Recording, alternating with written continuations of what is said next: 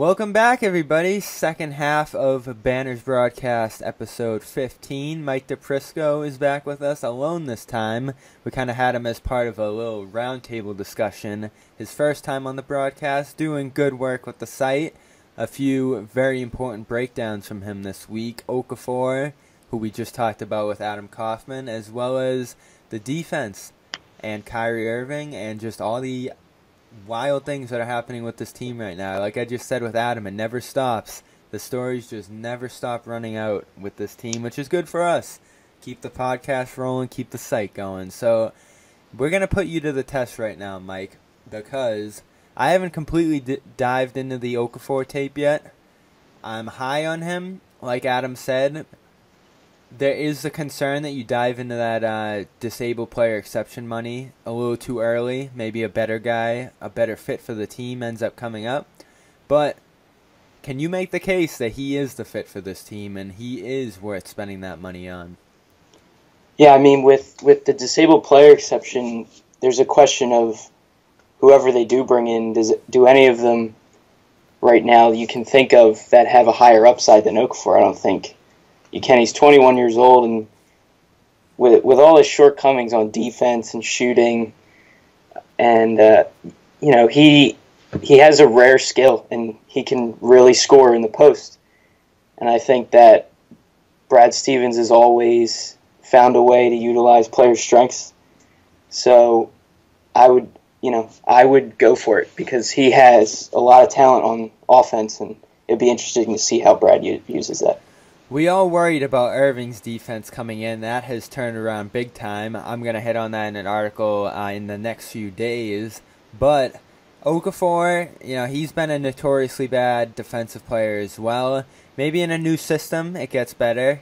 But as far as his role will go with this team, I think the important thing is, and we've seen it in the past with Stevens, is that he's able to keep players involved. I think the big thing with Okafor right now is he's in a situation where he's not playing, where he was a top pick, and where he just isn't part of their plans anymore. So he's got to get out of there first thing. But the second thing I think is that he needs to actually see floor time. And with a team that's so predicated on spacing, with movement, with versatility, it does seem to kind of be a tough fit. So where do you think he would find minutes on this team? Yeah, I touched on it a bit in the article that went out today, and I see it as a situation where Stevens could use him as a specialist. He has so many options going small that I think if you add Okafor, he could just change directions, zig while everyone else is zagging, and throw him in there for one-on-one post-ups with the floor spread out, where I think he could really take advantage of some teams that don't have good post defenders.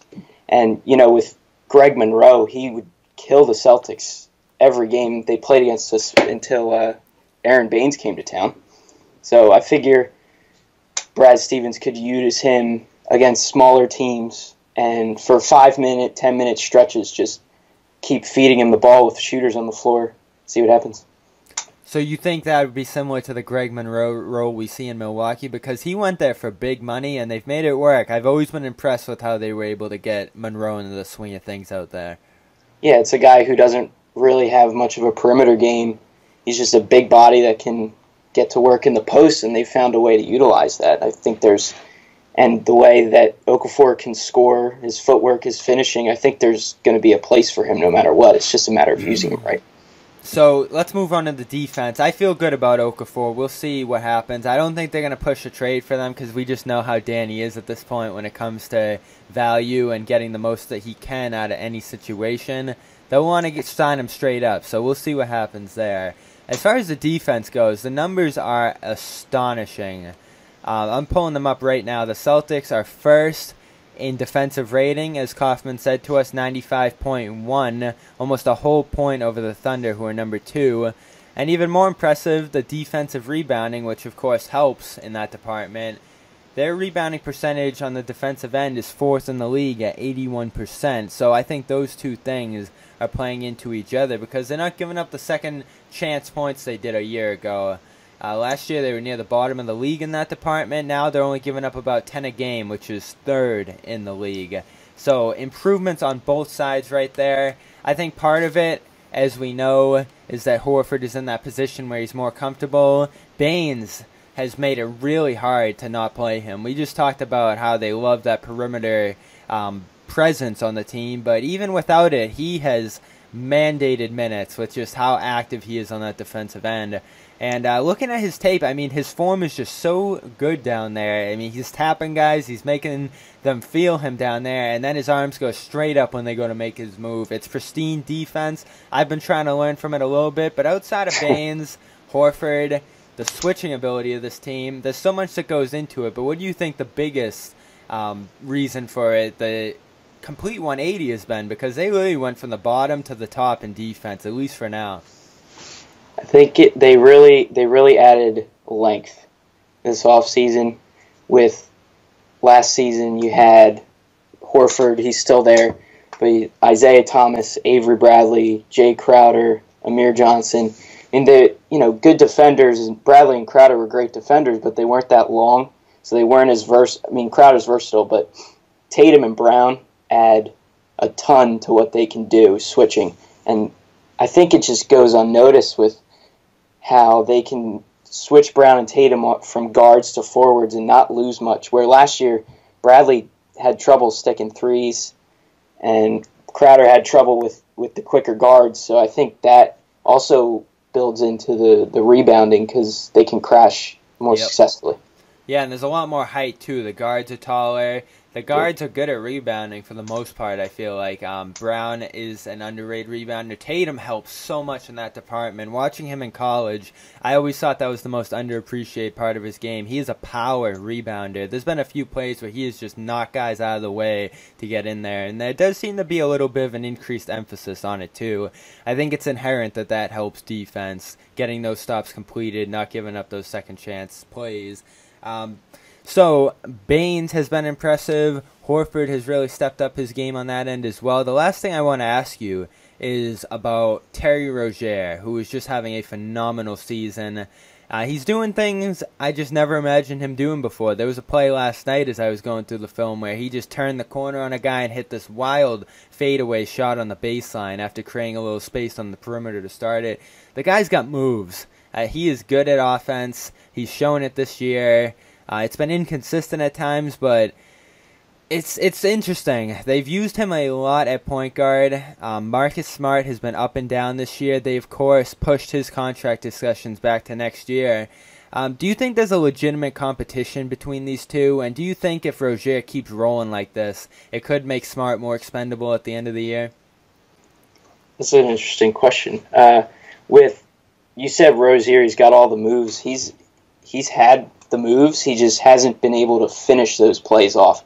And this year he's done a lot better job of finishing layups, finishing fadeaways, just finishing off with a made basket. And I think it just goes with his confidence. He's more confident as a player, and it's nice to learn from a guy like Kyrie Irving too. But in terms of that, I don't think it would make. I'm trying to think. Maybe Smart hasn't been playing well to start the year, but I think they're just two different players. I think Rozier brings a lot of things that Smart doesn't, and vice versa. So I feel that they can complement each other. They can, but when it comes to the contracts really can't complement each other, and it's going to be Smart, then it's going to be Rozier. And we brought this up on the post-game show, and I see the faces you're making. It's tough because they obviously don't want to lose Smart. But if Rozier just keeps getting better, you're going to get to a point where if you do keep Smart, you're probably going to lose Rozier. And if Rozier just keeps getting better and better, that's going to be a tough pill to swallow at that point. And, Smart, I feel like, is a very important factor to what they do. The complexion in the locker room comes into play in that aspect.